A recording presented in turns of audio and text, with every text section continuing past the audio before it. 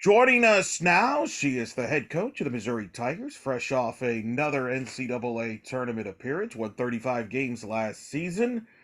Diehard New York Giant fan as well. We'll get to that later on. I speak of our friend Larissa Anderson joining us here on In the Circle.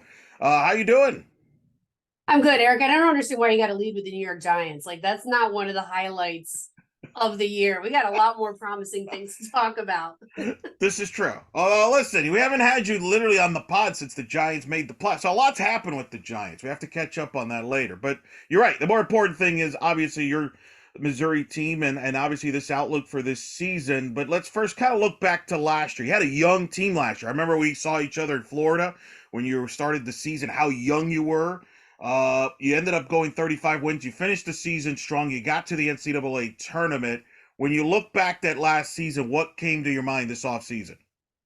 Oh, we were very inexperienced. That was probably the biggest thing. We had a lot of inexperience in our lineup, a lot of new position players. Julia Crenshaw behind the plate. I mean, having losing a fifth year starter and Hattie Moore, someone who pretty much caught every single game of her entire career, and having to replace that with someone who's never caught in their entire life. That was probably a challenge. And we have another year under our belt with Crenshaw behind the plate. And losing a lot of our experience on the mound.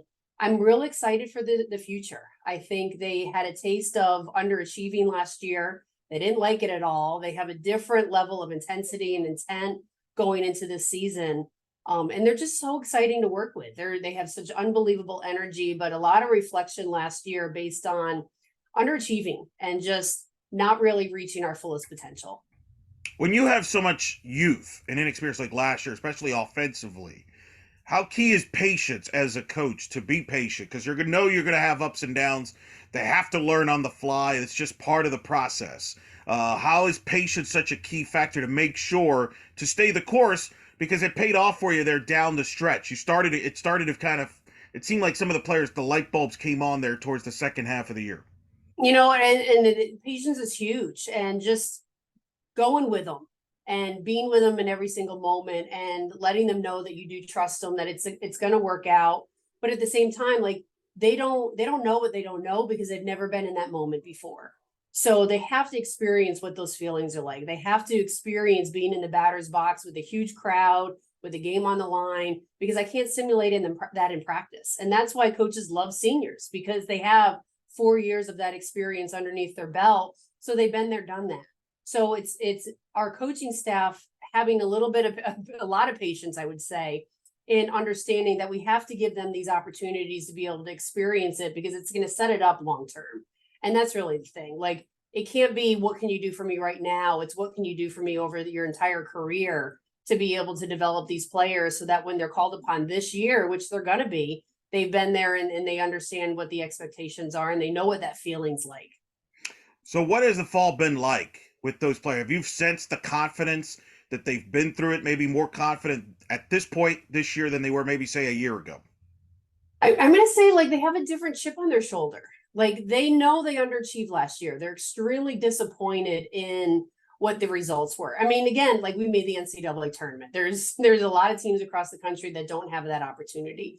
But when you know what the talent is in the room, you know what you're capable of, and you don't reach what you know your expectations are, there's going to be disappointment. So they came back with a completely different mindset, and you can just hear the buzz and the buy-in and the intent.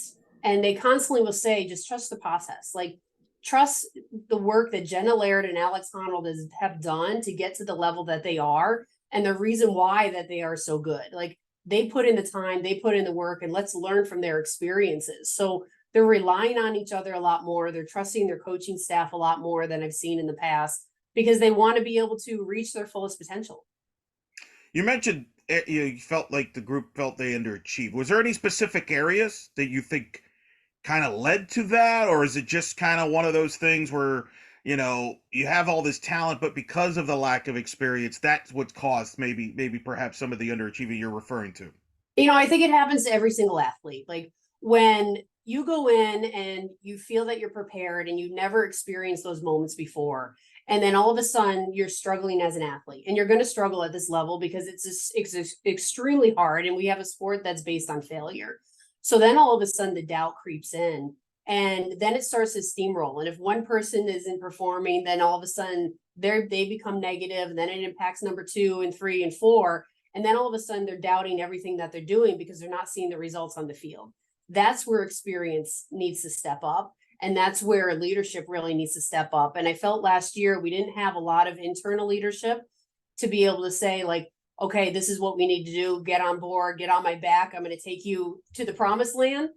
Because you have like Alex Honnold and Jenna Laird are probably our greatest players in the program right now, but also they're quiet leaders. They are not the loud, very outspoken type of leader that's going to be boisterous in the locker room. They lead by example. And when you don't have that, they don't know where to look to be able to rely on that experience.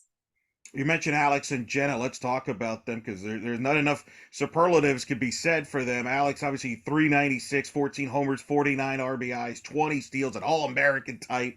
Jenna Laird, I mean, you and I have talked about Jenna Laird since she's walked on campus, and she has 354, 30 steals. Just speak to the value of those two, because obviously you mentioned their leadership there, but they've accomplished so much, and I know you're gonna lean on those two to lead the way.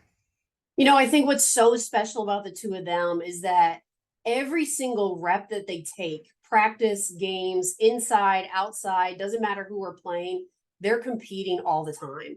And that's contagious. And that's what everyone needs on the team needs to look at. Like, you don't know if Alex Honnold is having a bad day. She doesn't have many.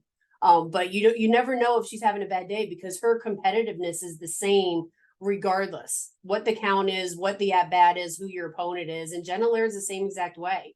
And we will rely heavily on them. But I think what's really special is that we have a lot more support this year. We have Kara Daly that has another year under her belt that will be able to protect Alex Honnold a little bit more. And then we have some unbelievable freshmen that can contribute off the bench immediately. And you've added, let's talk about the new faces you've added. Some of the freshmen as well as the transfer and Maya Dodge from Northern Iowa. Talk about some of the pieces there to complement the offense as well as defensively. Because when I talk to you, I always make sure to bring up defense first because I've seen you enough in person where you are not the happiest. Obviously, if things don't go well as a result, but specifically defensively, you do not are pleased. So that's why I want to harp a defense equal to the offensive side of the ball. I'll talk defense first. Defense is going to keep us in every single ball game. We know our pitchers are not going to strike out 21 batters. Like, we make that very, very clear. If they do, let's all celebrate and we're going to have a good time. But they're not, and the ball is going to be put in play. And we have to be able to make those plays. And we will always be one of the top 10 teams defensively because we work extremely hard on it. And that's our expectation. We're never going to lose a game because of poor fundamentals. So if our pitchers put the ball in play and we get easy ground balls and we get easy fly balls, we are expected to make those plays, to make it easier on our pitchers, to make it easier on our offense. So that is really one of our defensive philosophies. And the number one basis of our program is to be fundamentally perfect. And we are going to win and lose with our defense. So let's make all the plays and let's make teams play to our speed. In terms of some of the new faces, Maya Dodge is exciting. She had tremendous career at UNI, rookie conference of the year, player of the year in the Missouri Valley. And so she's real excited to take her talent level to the next level. And she is competing every single day and a different level of energy. I mean, when you compete and you're very successful at that mid-major and you challenge yourself to play in the SEC, you have that little chip on your shoulder. And she comes every single day to prove that she belongs here, that she belongs in this conference. It's always been a dream of hers, even when as a young child, to play at this level. So again, she's proving herself day in and day out that she deserves to wear a Missouri uniform. Another player that I'm real excited about her career is Madison Walker. She was Kansas Gatorade Player of the Year, coming in as a freshman, plays a corner. She is learning tremendously behind Kara Daly at third base and competing right now at the first base spot. And, I see her being in the lineup every single day because her bat is amazing at what she's able to accomplish. And again, she hasn't competed at this level. So again, she's going to be a freshman, but the ability that she has is someone that we're really going to build this program around. And then I'm going to add pitching staff. Marissa McCann is someone that I know we're going to rely heavily on as well. She is a freshman pitcher from Arizona, but born and raised in Columbia, Missouri. And her story is really special and pretty cool that she lived in Columbia until she was 13 and then moved to Arizona, went to high school down there and wanted to come back home to be a Tiger. So I'm excited about what she can add to our pitching staff. You mentioned obviously the new faces. You mentioned the defense and the key. We talked about it off there. It's no secret as we record this. It is cold everywhere in the United States, but it's definitely cold where you're at. It's in the -1. You were telling me as we're talking. -4 this morning when I got in my car and drove to work. Listen, I know it was cold because I texted our mutual friend Jamie Pinkerton, who's a Chiefs fan. He beat my Dolphins to congratulate him, and he was too busy, like too cold, to worry about that.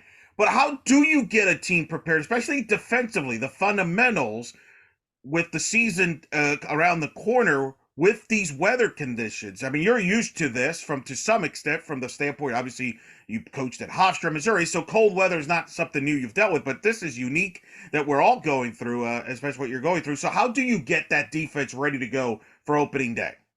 The first thing, Eric, I'm going to say, the game doesn't care. The game doesn't care what temperature it is. The game doesn't care if you're inside. The game does not care one bit where you're taking a ground ball, where you're throwing. We are blessed that we have an unbelievable indoor facility. Our football team just built a brand new facility that got them out of ours. So now they have their own. And then we have Dan Devine indoor facility that we share with baseball that we can fit a full field. So we're able to scrimmage and hit live, and our outfielders are able to track regular routine fly balls. So we're able to do everything that we would do outside, do it inside. It's a little bit different. We're on turf, but again, the game doesn't care. So you still have to have perfect fundamentals if you're inside, outside, down in Florida, Arizona, College World Series. You mentioned Crenshaw earlier and what she did last year behind the plate. Talk about her and her growth this year, because I know that's a factor as well from a defensive standpoint, from a pitching standpoint. What have you seen from her? The game within the game, she's understanding. I mean, she's a high school shortstop. And she's only ever played shortstop. And now for her to be able to see the game from a different perspective behind the plate, it has elevated her knowledge of the game and understanding a little bit more about the game within the game. But her leadership, that's what I've really seen her elevate, and her vocal ability, her ability to be able to communicate and really feel the tenor of the team and the tenor of her pitching staff. She is taking this responsibility and taking the ownership of being our catcher and our starting catcher, and has embraced it. And that's a tough transition. I mean, I have told her many stories about JT Remuto with the Philadelphia Phillies. And I know him because his sister coached with me at Hofstra, Ryan Remuto, and played at Oklahoma State. And JT was a shortstop in high school, shortstop and pitcher. And when the Marlins drafted him out of high school, they're the ones that converted him to be a catcher. And now he's one of the best catchers in Major League Baseball. And when I saw Crenshaw in the bullpen behind the plate, just helping us out one day because we needed a little help, and her ability to be able to receive in her hands and her ability to be able to move back there right away, I said, you just remind me of JT Remuto, and we're going to take this. You are a catcher. You're born to be a catcher. So let's run with it. And she has embraced it beyond anybody I've ever had, to be able to transition from being a shortstop to never catching and now being one of the best catchers I've seen. So it just happened with a bullpen session. It just kind of clicked, because I was going to ask you if this was something you were planning on to make this move. It just happened that one day in the bullpen where it just kind of like, ooh, this could be interesting. Never ever planned it. And it was literally one day, and Crenshaw has it in her phone in her Snap story, and she knows the exact date that we needed help, and we need someone to just help out the pitchers in the bullpen.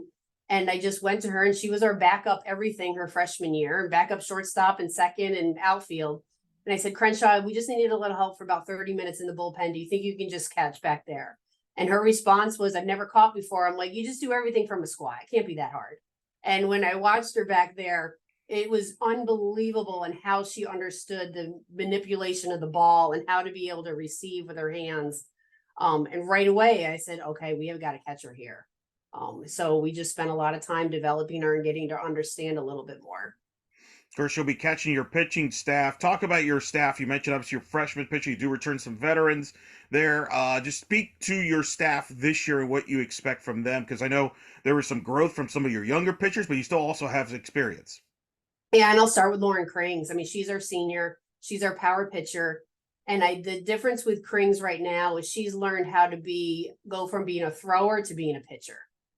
She didn't really, her first 3 years, she didn't understand the art of pitching, and she just threw the ball. And now she's really getting a better feel for what her hand feels like, what she needs to do. She has much better control and command. She's not trying to overpower everybody. She understands she has to move the ball. She always has that great changeup. So she'll be in every single ball game because of her changeup, but she's in much better shape. She's a lot stronger. So her velocity right now has been consistently above 68. With her ability to be able to move. And something that she set out to do last year is she wanted to throw to all different planes, all different levels. So she learned to drop ball on her own. And I was the one that was like, you don't need to drop. You don't need to drop. You throw the ball up. We're good. You know, don't consume yourself with something that's not going to be your strength. And she's like, I want to drop. And she spent a lot of time on it herself. I give her all the credit that she learned how to be able to spin the top part of the ball, which is completely different. And now, again, like I said, she's really learned how to pitch the ball rather than just throw it. Behind her, Sierra Harrison is probably one of my favorite players to call a game for. She has such great energy on the field. She's contagious. She's enthusiastic. When she takes the field, you can just feel everyone's tenor rise. You feel it in the stands because they just love watching her body language and her facial expressions. The team feels it, the dugout feels it. She's kind of like a little spark plug. She has a year underneath her belt. I always said last year I protected her a lot because we had such veteran pitchers, that I put her in situations that I know she was going to be successful. We didn't really have to rely on her. And now she has that year under her belt playing at that level that we're going to rely heavily on her this year. And then she's surrounded by a lot of young players. I mentioned Marissa McCann. We have another freshman, Natalie Touche from Texas, who really complements all of our pitching staff. She keeps the ball down. She's throwing mid-60s. She's heavily a drop ball pitcher with a great changeup. So very different than what we've had in the past. And then we have a redshirt, Lily Witten, that she did not play last year, but she's throwing upper 60s. And it's going to be exciting to see her because she has not been one that we've thrown out there yet. So I'm excited to see her develop. And then our closers, Taylor Purnell. I mean, coming in from the bullpen, our lefty, a year under her belt, and going into through the summer and the off season, she wanted to be a starter and said, I want to work hard to be a starter. And then she came to me in the fall and she said, I think my best role is being a closer. I want the game on the line. I love that feeling. I love coming out of the bullpen with the winning run on third and getting out of those innings. And I wanted to keep that role. And so it's great to hear players that embrace that opportunity and embrace the role and really want to be excellent in that role. Yeah, it's you got to embrace that and its mentality there. And you mentioned Sierra Harrison. I remember we talked last year, and you said she was the most exciting arm freshman pitcher you've ever had at the time, and it was just a matter of her learning on the fly. And you mentioned it. You protected her a little bit. You got to make sure, but it helped that she learned from that experience. Arms. Where do you see from her this year and this fall? Have you seen that growth with her? Because again, it goes back to what I asked you about earlier about patience. You know the talent's there, but you know there's going to be ups and downs with that. So how do you? Is that you see the paying off now the second year with her? Yeah, absolutely. And I think the biggest thing is that she would tell you that it's really just the concentration on every pitch. And when you're a very successful travel ball high school pitcher, you don't always have to concentrate on every single batter. Like you're really worried about 3, 4, 5, and then everybody else you're just throwing.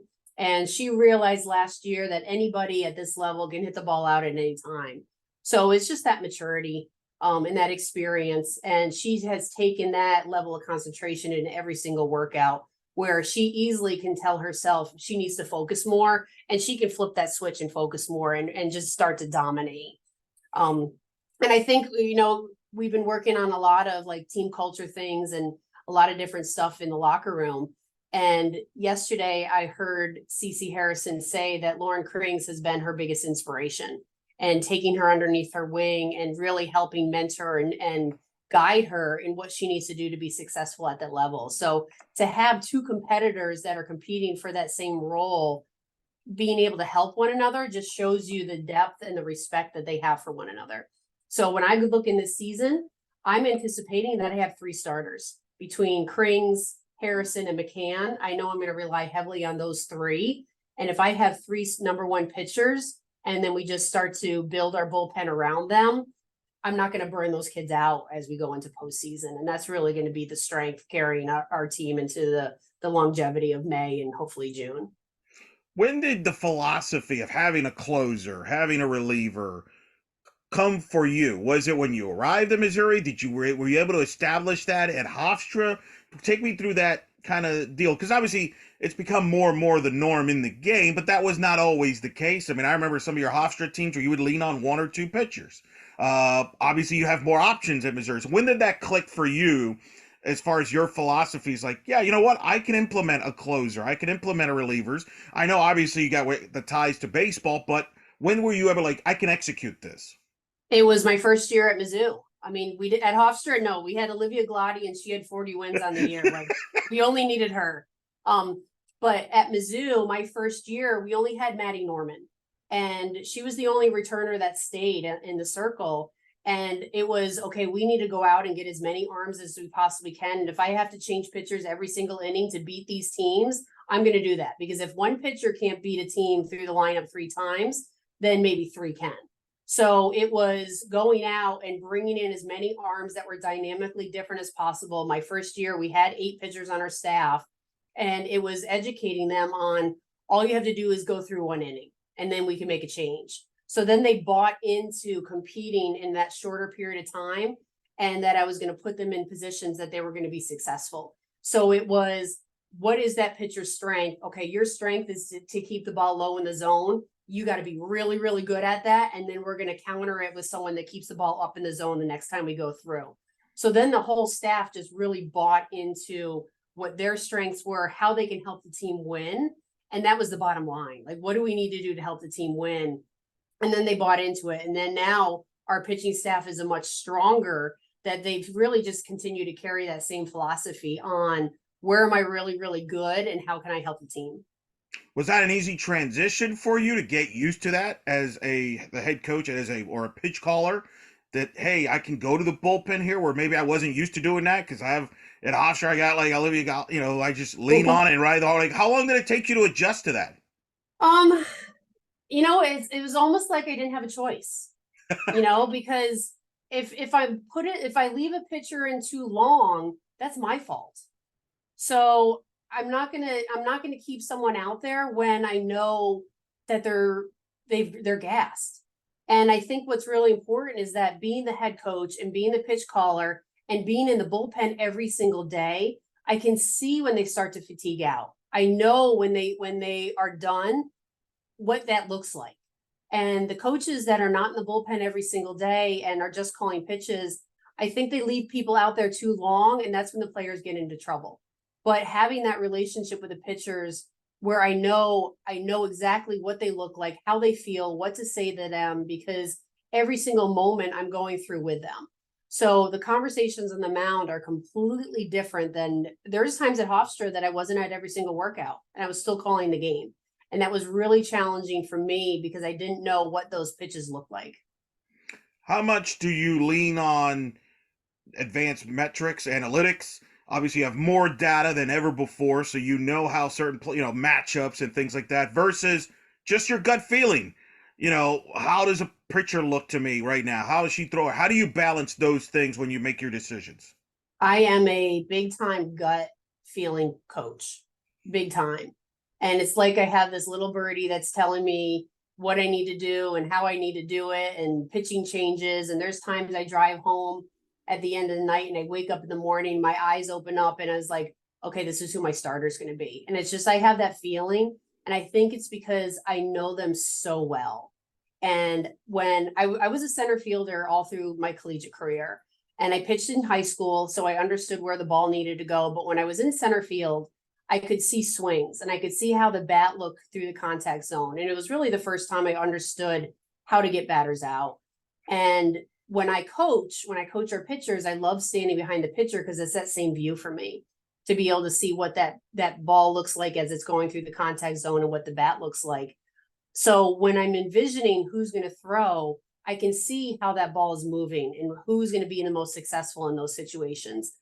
When I have a catcher, like I did with Hattie Moore, where I think Julia Crenshaw is right now, when they offer me that educated analytical feedback, now we have like the perfect harmony.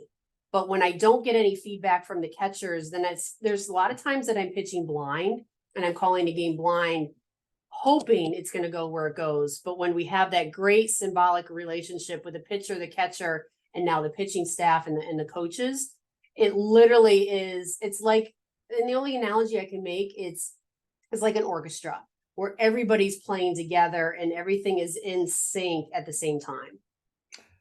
Let's talk about your coaching staff. You have 3 full-time assistants now. That's obviously the big thing in softball this year. Over the offseason now, everybody had the option to have 3 full-time assistants. Tell me, obviously, I know you like that because you've pushed for that.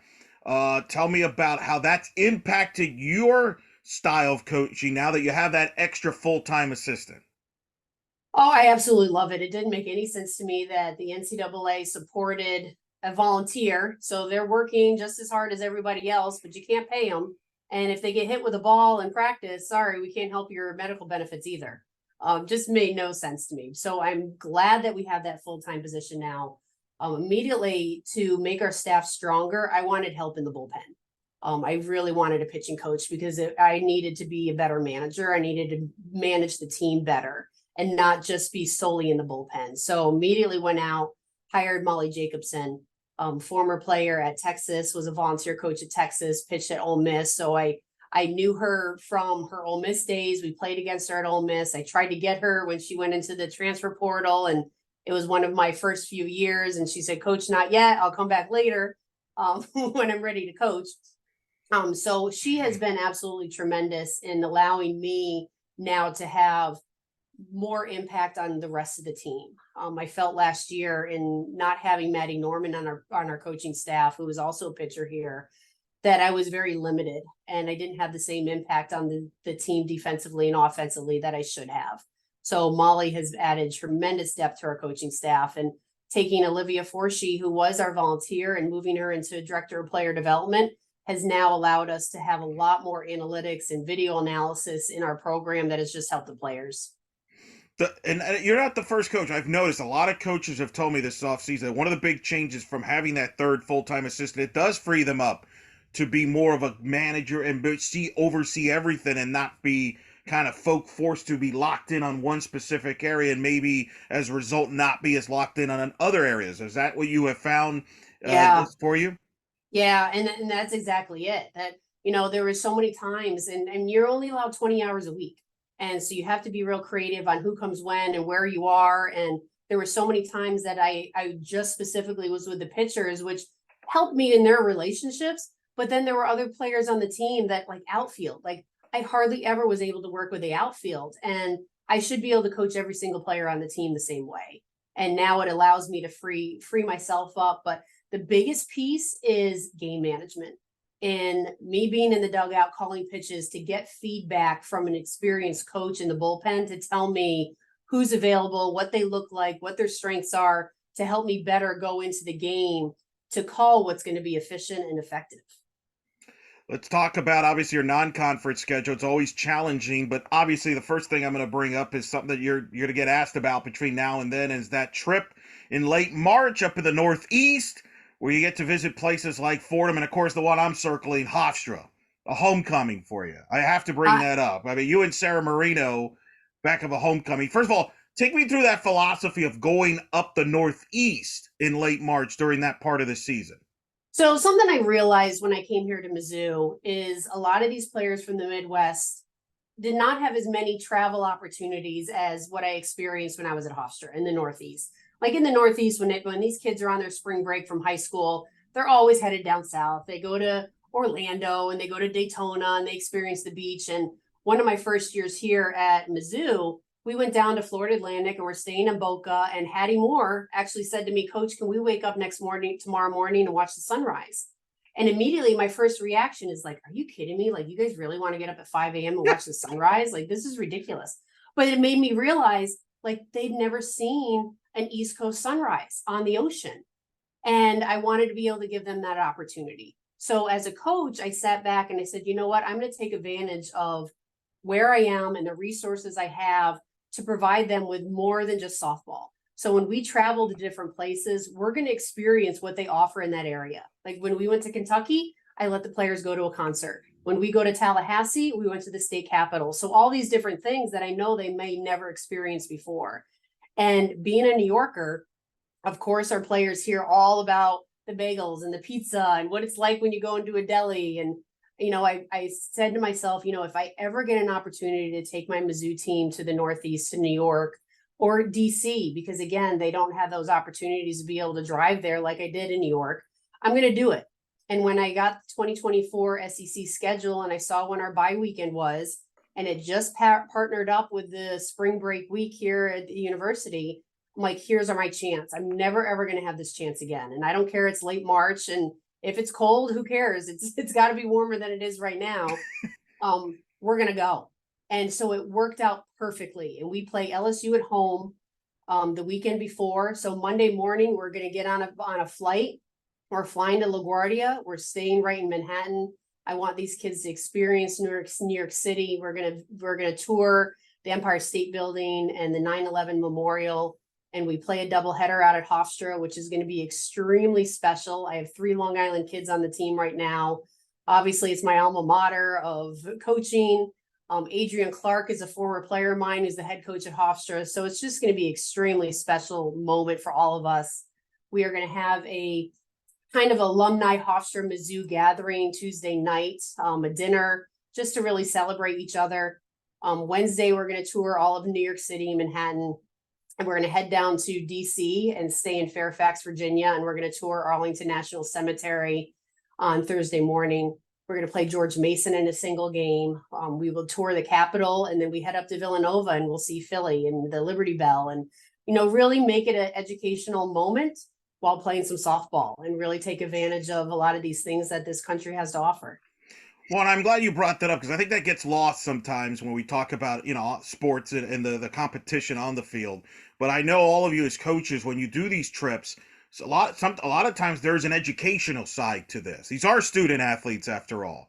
And they get to, for a lot of your players, probably you mentioned, they've never been to the Northeast. They're going to learn some things and see things they've not seen before. So how much of that is a factor too in your planning when you do some of these trips that, hey, keep that in your back mind? Like, this could be an educational moment for them that's going to benefit them beyond softball. And it is, especially that part of the country. The old historic area and, the monuments that people live their whole life and never get an opportunity to see. So being able to take advantage of those things, but it's about creating those memories. Like those are the things that they're going to remember. And I recently went to an alumni wedding. Courtney Oliver, who played for me at Hofstra and is now currently the pitching coach at Wichita, recently had a wedding. So again, it's like an alumni day. And when we get together with former alumni, the stories are not their batting averages and their ERA. It's about the moments. It's about the bus rides. It's about the places that they went. It's those memories. And I want to create a lot of memories for these young women so that when they come back, it's those stories that they share and tell each other. You mentioned obviously the Hofstra. I was amused last year during the selection process when your name popped up in Norman with Hofstra. You both were in the same regional. How long did it hit you right away that Hofstra was in your region? Because I know as a coach you're thinking about who your opponent is and all that, but how quickly did you realize, oh my goodness, Hofstra is in our same region? Are you kidding me? Like, how long did it hit you?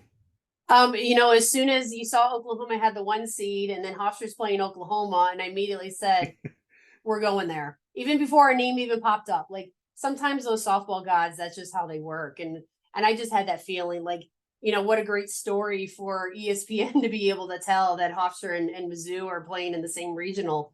But just a special, special moment. One, because I watched their entire championship series as it was broadcast because our SEC tournament was done. So I was able to share in their moment of winning their conference title, and they had not won one since our last year at Hofstra in 2018. So that was a special moment for me to be able to watch Adrian Clark bring the title back to Hempstead, New York. But being able to see familiar faces, there were a lot of kids on that team that I recruited. So being able to share in their joy and their excitement and their celebrations and with the families it was just a special moment. And that's really what it's about. It's our tree. It's our coaching tree, and we want our tree to be a forest and be able to pass that knowledge down to make an impact on these young women. You spent 17 seasons there. Four, as I you mentioned it. I mean, that you bleed Hofstra.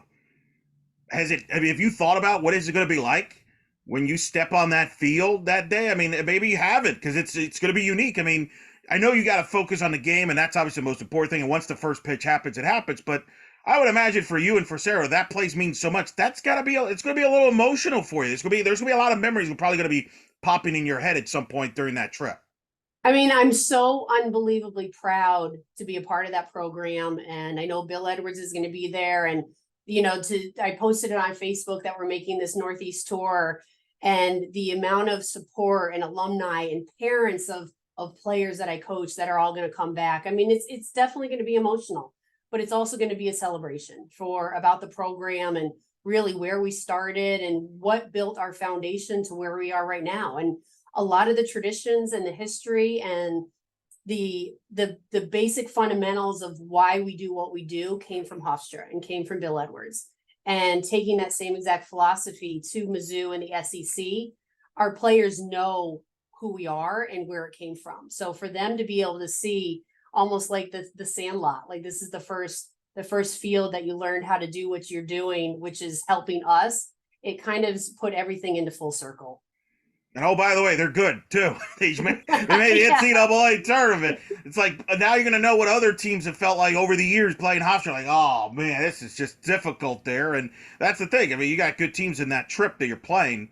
Yeah, Fordham is and good. what's so cool too. Like when I was at Hofstra, LSU came up and played us in a midweek game on a Wednesday and played us in a doubleheader.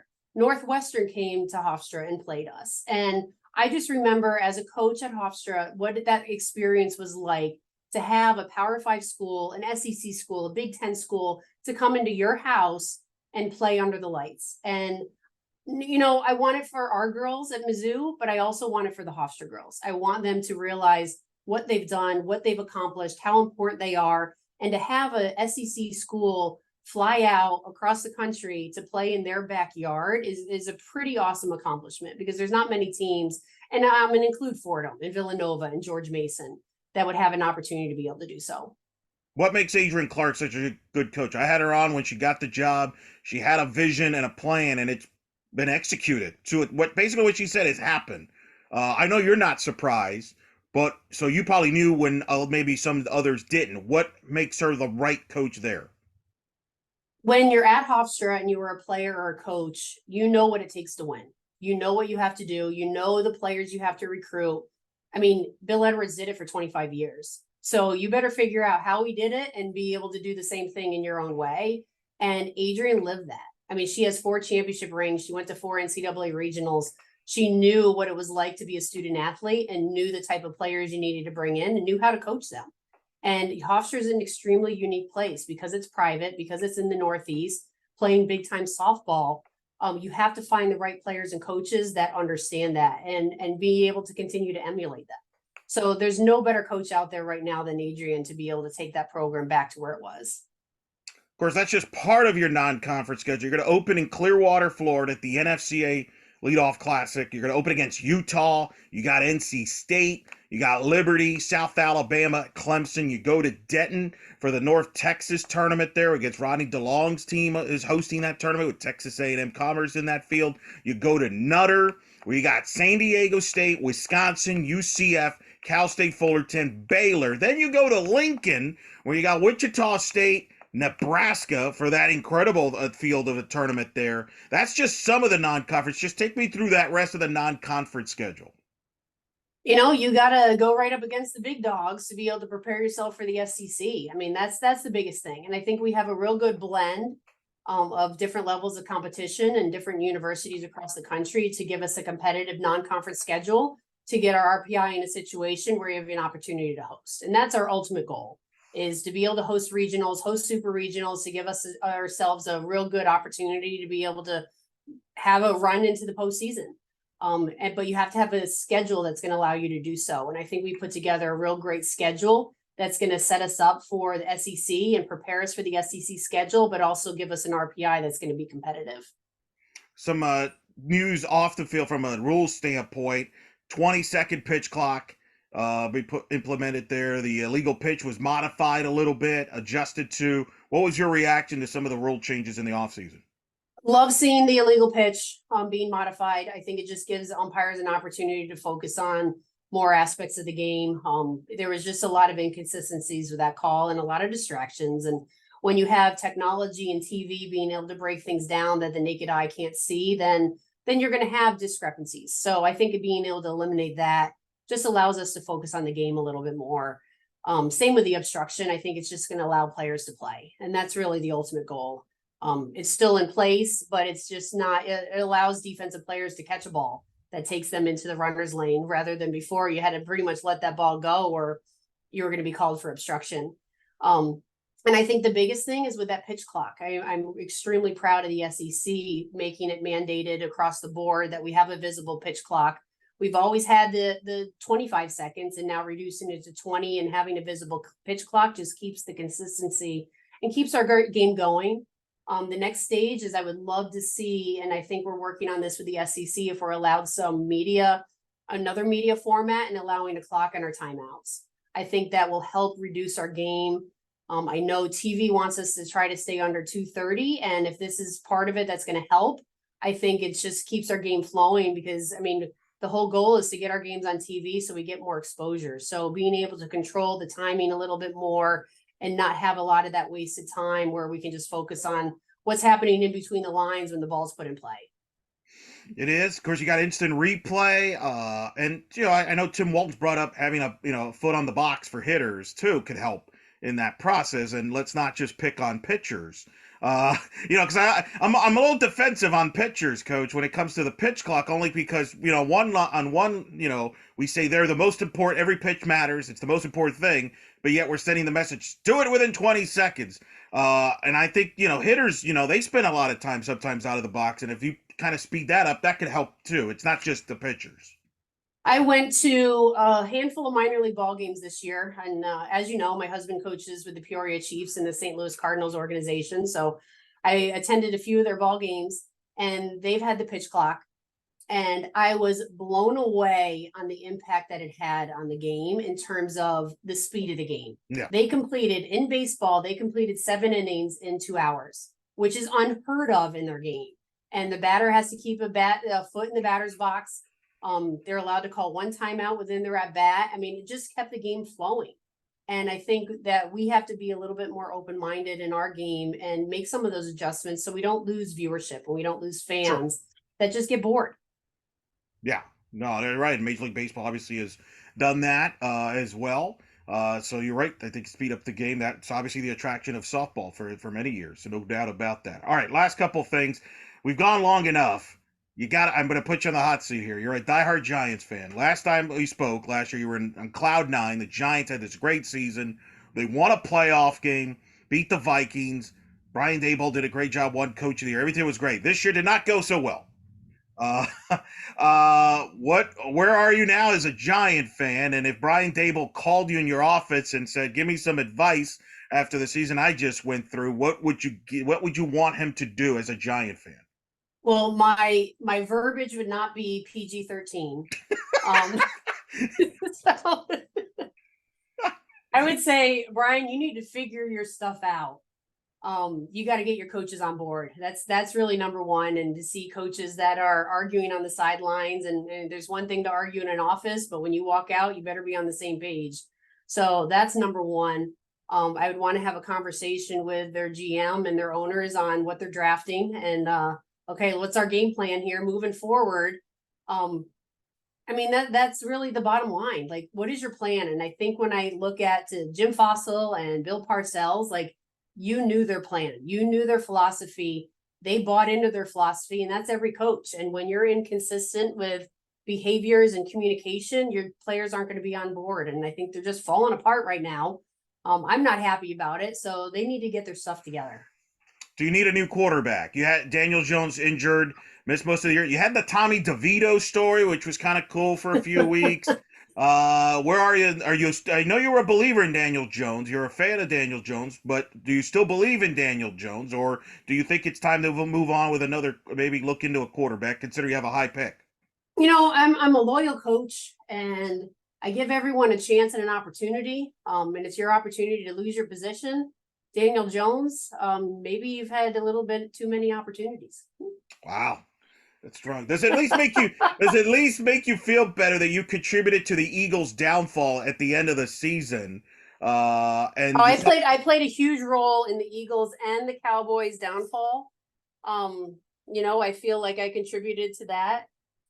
So I'm riding that wave right now for sure. yeah, misery joys company there, the Yeah, NFC East, exactly. the rough NFC company. East is, we're all doing the same thing right now. Here's the That's thing. sitting at home. As your friend, see, I don't feel bad for you because at least you've won a playoff game, you've won a Super Bowls.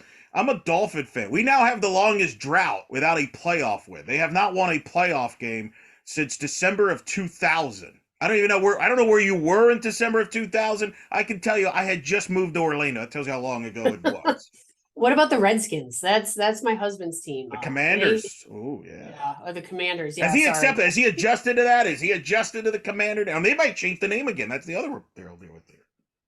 He has every apparel imaginable, and every time they have their number one draft pick, he buys their jersey. So I can't keep track of who's on who and what their team name is anymore. They have the second pick, I believe, so they might get a new quarterback too. So that's They need one. Yeah, I think we need an offensive line too. Like it's tough, and it was the same with Eli. Like it's tough to critique Eli when the line is on top of them as fast as they are. I feel So if like you can draft the whole entire offensive line, I support that. the problem is I feel like we've talked about your offensive line every time you've ever since you've come on the show. That's been the issue. Yeah, I don't think anyone's hearing my comments. Maybe they should. Maybe that's the Yeah. issue. Just hire as a consultant. You can help the process there out. So we'll see what happens with your beloved Giants there. One positive on the football side this year was Missouri football. Incredible year by Eli Drinkwitz, which capped off by the Cotton Bowl victory.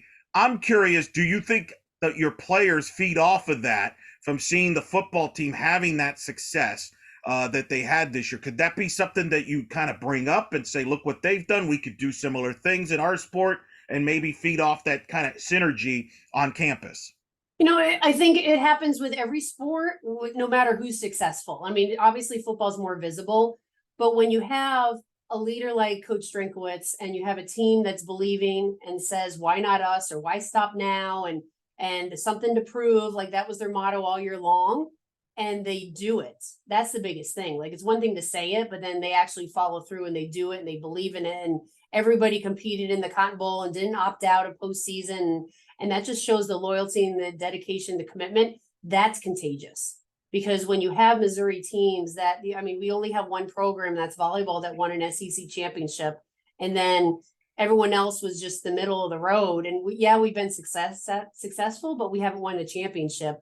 But when you see a football team do what they did and believe in what they did, it allows you to believe even more that it is possible.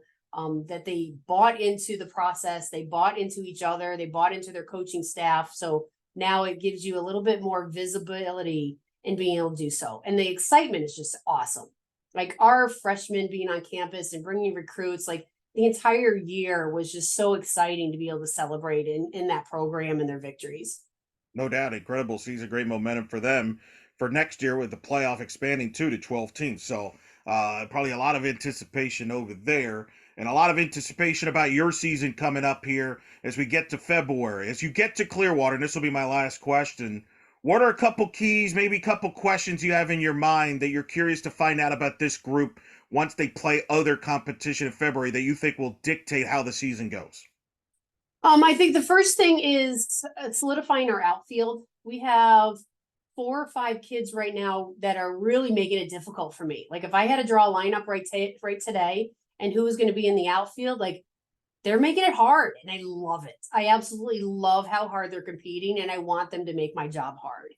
I don't want anyone to win the position by default. So that's the first thing that I'm uncertain about.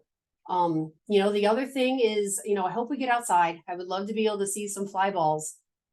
Take a ball in a high blue sky is different than taking it inside. So that's another thing. But really, our offense, like what I'm seeing right now, is we are extremely competitive and we're competing in our at bats. It's a different story when you're facing another Jersey. So I want them to trust everything that they've done and trust that process to carry that confidence into our opponents and Utah, really, when we set the tone and from the very first game. Well, we look forward to it. You'll be in Clearwater before you know it, and should be excited to see Missouri softball back there. Coach, always a pleasure to talk to you. Always enjoy talking to you about many topics in the sport, softball, and of course, obviously other sports topics. But you're always one of our favorites on the show. Thanks for always taking the time to talk to us. Good luck this season, and I'm sure we'll talk during the season. Thanks, Eric. I appreciate it. MIZ.